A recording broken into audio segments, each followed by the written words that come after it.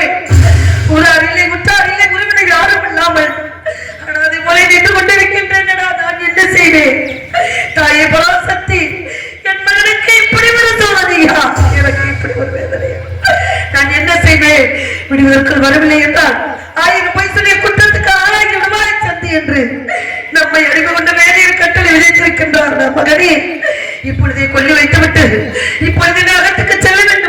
மகனே, அகத்துக்கு சென்று சத்தியத்தை காக்க வேண்டும். மகனே, கொல்லி வைக்கவே பாரு